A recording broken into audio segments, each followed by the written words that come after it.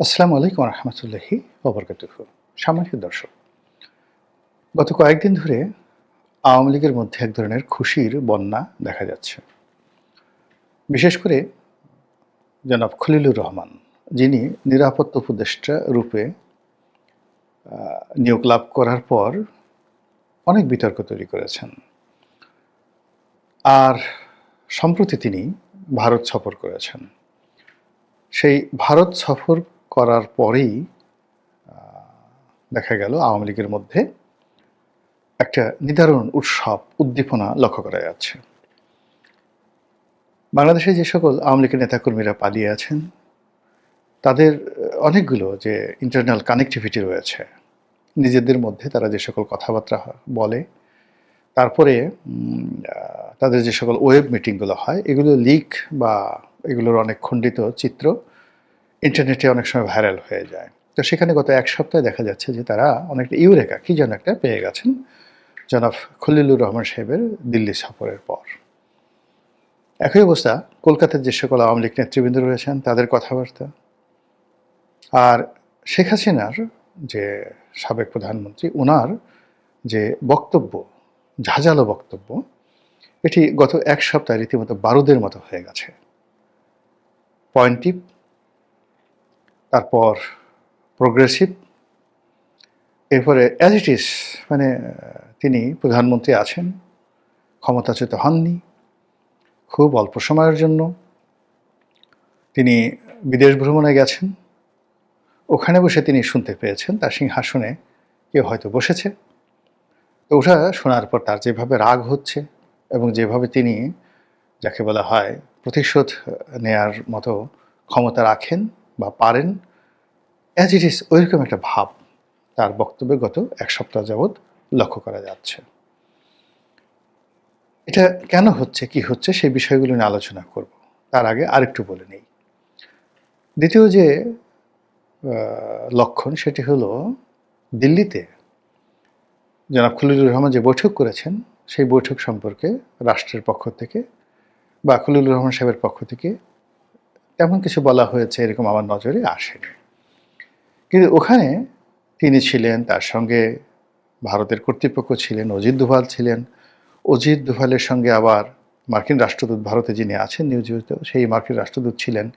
এরকম বৈঠক হয়েছে, নানা রকম সেই বৈঠকের মানে সত্য মিথ্যা বানানো, কুৎসা, what ever maybe, does not matter. Awami লীগের যারা লোকজন রয়েছেন সোশ্যাল মিডিয়াতে, তারা এত চমৎকারভাবে তারা সেই জিনিসগুলো প্রচার করছেন। আপনি যদি শোনেন, মানে আমার কাছে মনে হয় অনেকগুলো বক্তব্য একেবারে ডাহা মিথ্যা, কিন্তু তাদের বক্তব্য শুনলে মনে হবে যে অজিত দোভাল, মার্কিন রাষ্ট্রদূত এবং জনাব খলিলুর রহমান তারা যখন বৈঠক করছিলেন, তো বৈঠকের আগে তিনজনই সেই ইউটিউবার বা কন্টেন্ট ক্রিয়েটার, তাদের সঙ্গে আলাপ আলোচনা করেছেন। সেই ইউটিউবার শিখিয়ে দিয়েছেন তিনজনকে এভাবে এভাবে কথা বলবে। তারপরে তারা আবার যেভাবে কথাগুলো বলেছেন, কথাগুলো বলার পরে ওই সময়টাতে সেই ইউটিউবার উপস্থিত ছিলেন বা তারা উপস্থিত ছিলেন, শুনেছেন। এরপরে আবার পরবর্তীকালে সেই মানে তিনজন ব্যক্তি তারা যা কিছু বলেছেন ওটার একটা লিখিত প্রতিবেদন আবার সেই ইউটিউবারের কাছে জমা দিয়েছেন। তো এইভাবে অনেকে বিশ্বাসযোগ্য করে বর্ণনা করছেন যে অ্যাজ ইট ইজ, যে সকাল 9:30 সময় খলিলুর রহমান সাহেব ঢুকলেন। তিনি ওই জায়গাতে দাঁড়িয়েছিলেন। 5 মিনিট পরে তাকে ভিতরে ডেকে নেওয়া হলো। এরপর অজিত দোভাল আসলেন, তার সঙ্গে হ্যান্ডশেক করলেন, বসে থাকলেন। অজিত দোভালের একটি চোখ পিটপিট করছিল, মুখে ছিল মুচকি হাসি। তিনি হাতটা বাড়িয়ে দিলেন হ্যান্ডশেক করার জন্য, কিন্তু পরিপূর্ণভাবে খলিল সাহেবের সঙ্গে যেন করমর্দন না হয়। হাতের প্রথম 4টি যে আঙুল, সেই আঙুলের অল্প অংশ, যেভাবে ব্রিটেনের রানী হাত বাড়িয়ে দেন হ্যান্ডশেক করার জন্য, তিনি কখনো ফুল হ্যান্ডশেক করেন নাই কারোর সঙ্গে, একমাত্র নেলসন ম্যান্ডেলা ছাড়া। ওইরকমভাবে অজিত দোভাল খলিলুর রহমান সাহেবের সাথে হ্যান্ডশেক করেছেন। তো এইরকম মানে বানানো একটা দৃশ্য আপনি কল্পনা করে চমৎকারভাবে বর্ণনা করা হয়েছে। As it is Ajit Doval তাকে বলে দিয়েছেন, বা ওই দৃশ্য তার কাছে, ভিডিও ফুটেজটা তার কাছে আছে। এরপরে কি হলো, মানে আমি গল্প বলছি কিন্তু এটা কিন্তু বাস্তবতা নয়। এরপরে কিছুক্ষণ পরে সেখানে তারা বসে রইলেন, কোনো কথাবার্তা নেই। এমন সময় মার্কিন রাষ্ট্রদূত এলেন, তারপরে তাদের আলোচনা শুরু হলো। এইভাবে গল্প চলতে থাকলো এবং সেই গল্পগুলো শুনে আওয়ামী লীগের লোকজন খুশি হলো না আসলে সেখানে কি হয়েছে সেটা তারা জানার পরে তাদের খুশি হয়েছে আমি বলতে পারবো না। দ্বিতীয় যেটি হলো সেটি হলো যে দিল্লি থেকে তিনি কাতারে গিয়েছেন। তো কাতার অনেক দিন ধরে সেই 80-র দশক থেকে এখন পর্যন্ত বিশ্বের অনেক গুরুত্বপূর্ণ যে রাজনীতির জটিলতা কুটিলতা রয়েছে সেগুলোর সমাধান হয় কাতারের রাজধানী দোহাতে। এবং এ ব্যাপারে কাতারের যে রাষ্ট্রীয় বিভাগ, পররাষ্ট্র বিভাগ এবং তাদের যে ইন্টেলিজেন্স বিভাগ, বিশেষ এক্সপার্ট তারা রয়েছে। তারা তালেবানদের সঙ্গে, হুতিদের সঙ্গে, ইরানের সঙ্গে, হিজবুল্লাহর সঙ্গে, তারপরে পাকিস্তানের সঙ্গে, ভারতের সঙ্গে এই বড় বড় যে ডিলগুলো হয়েছে গত কয়েক বছর, প্রায় 100% সব ডিলগুলো কিন্তু কাতারে হয়েছে। এমনকি রাশিয়ার সঙ্গে যে ইউক্রেনের যে ডিলগুলো, এটার প্রাথমিক ডিলগুলো কাতারে হয়। একবার দুবার এরদোয়ান চেষ্টা করেছিলেন সেটা তুরস্কে করার জন্য, কিন্তু সফল হয়নি। কাতার এখানে সফল হয়েছে।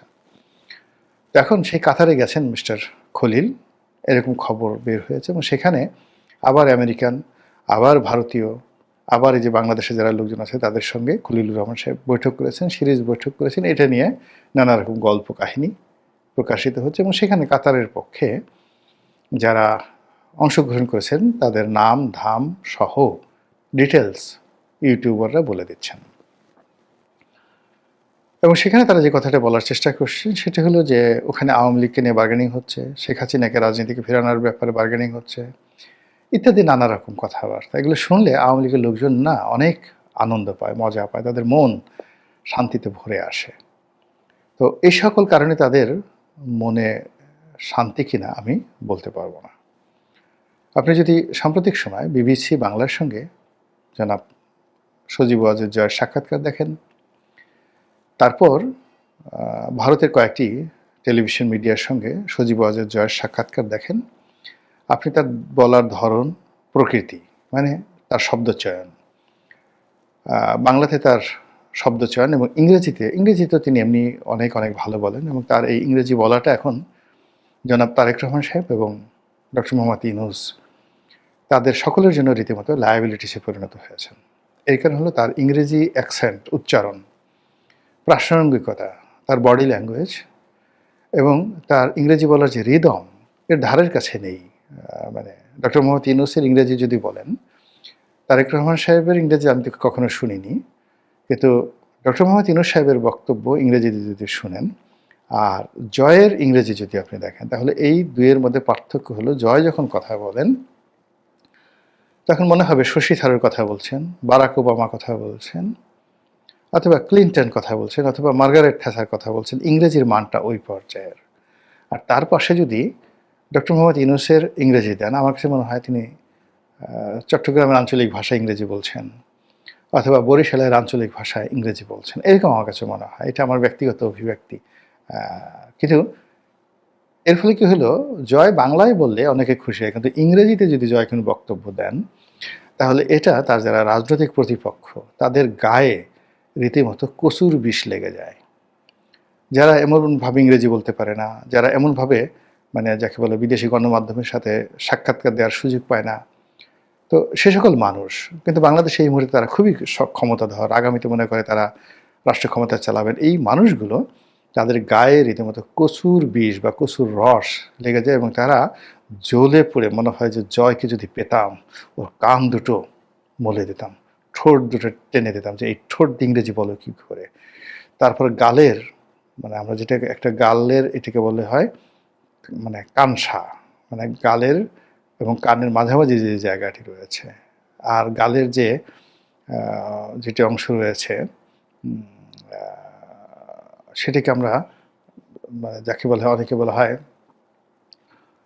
মানে এই এটা আঞ্চলিক অনেক সুন্দর একটা শব্দ আছে, কিন্তু আমার এটা এই মুহূর্তে আমার মনে আসছে না।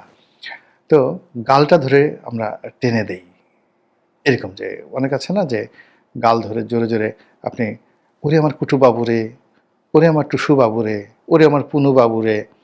মানে একটা ছেলেকে বা শিশুকে আপনি আদর করতে চান, কিন্তু তার প্রতি আপনার খুব রাগ। এজন্য আপনাকে গাল টিপতে গিয়ে জোরে আপনি গাল টিপে দেন। তো ওই জোরে যে আপনি গাল টিপে দেন, শিশুটা কেঁদে ওঠে, কিন্তু তার বাবা-মা মনে করে যে আপনি তাকে আদর করছেন, কিন্তু শিশুটা টের পায় যে আপনি তাকে মারছেন। তো এখানে গালের একটা সুন্দর শব্দ আছে, মনে পড়েছে, টাউয়া। আমাদের মানে গ্রাম অঞ্চলে যখন আপনি ওইভাবে রাগ হয়ে কারো গাল টানবেন, তখন ওটাকে বলা হয় টাউয়া ধরে টান দিছে। টাউয়া, টয়াকারে টা, রস্যু অন্তঃ আকার। মানে আমার হইল কি, অনেকগুলো এলাকায় থেকেছি, বাংলা ভাষা নিয়ে অনেকগুলো আঞ্চলিক শব্দ আমি জানি এবং ওটার প্রয়োগ জানি। তাহলে আদর করে যখন আপনি গণ্ডদেশ, গাল, মানে এগুলো স্পর্শ করবেন, ওটার চুম্বন যখন দিবেন, তখন গালের একটা নাম হয়ে যায়। স্পর্শ করবেন তখন গালের আর একটা নাম হয়ে যায়। আর যখন রাগ হয়ে আপনি গাল টান দেবেন, তখন গালের নাম হয় টাউয়া। টাউয়া ধরে আপনি টানছেন।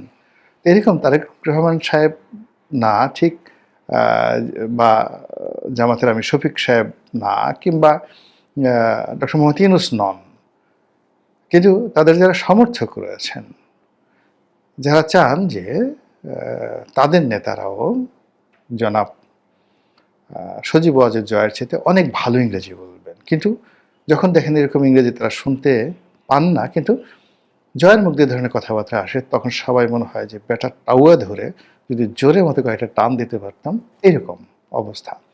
তো জয় সাম্প্রতিক সময় যে ইংরেজিতে যে ভাষণগুলো দিচ্ছেন, এটা যথেষ্ট উত্তেজনা তৈরি করছে তার প্রতিপক্ষের মধ্যে। আর তিনিও কথা বলতে বলতে ধীরে ধীরে আরও প্রোগ্রেসিভ হচ্ছেন, পয়েন্টিভ হচ্ছেন, প্রফেশনাল হচ্ছেন, এবং আওয়ামী লীগের যারা লোকজন রয়েছেন তাদের মধ্যে আশা জাগাচ্ছেন। আর বিরোধী পক্ষের মধ্যে যারা প্রপার রাজনীতি করেন রাইট ওয়েতে, তাদের দৃষ্টি আকর্ষণ করছেন। গেল জয়ের ব্যাপার। সবচেয়ে যে কথাটি বলে আমি আজকের বক্তব্য শেষ করব, সেটি হলো ঢাকা শহরে আওয়ামী লীগের যারা লোকজন আছে তাদের মধ্যে দু ধরনের কথা হচ্ছে। একটা হলো রিফাইন্ড আওয়ামী লীগ, বিভিন্ন গোয়েন্দা সংস্থার এজেন্সির সাথে যোগাযোগ রক্ষা করে শেখ হাসিনার বিপরীতে একটি 111 তরিকার একটি রিফাইন্ড আওয়ামী লীগ হবে, এই কথা আকাশে বাতাসে বাংলাদেশে ভেসে বেড়াচ্ছে। আর এটারই একটা ইন্ডিকেশন জনাব সজীব ওয়াজেদ জয় বিবিসি বাংলার সঙ্গে দিয়েছেন যে বিদেশ থেকে আওয়ামী লীগের নেতৃত্ব পরিবর্তন করার চেষ্টা হচ্ছে, এবং একই কথা তিনি বলেছেন যে আওয়ামী লীগের সঙ্গে পাল্লা দিয়ে বিএনপির নেতৃত্ব পরিবর্তনের জন্য বিদেশ থেকে চেষ্টা করা হচ্ছে। এটা হলো বাস্তবতা। কিন্তু যে কথা, মানে আওয়ামী লীগের লোকজন, এটা আওয়ামী লীগের লোকজনের আতঙ্ক তৈরি করছে না, এটা বাতাসে ভেসে বেড়াচ্ছে, কিন্তু এটা কোনো, যাকে বলা হয়, কোনো ইফেক্ট নেই, সাইড ইফেক্ট নেই। এটা রাজনীতিতে কোনো, যাকে বলে, 2 পয়সার মূল্য তৈরি করছে না এই গুজবটা। কিন্তু যেটা আওয়ামী লীগের নেতা কর্মীদের মধ্যে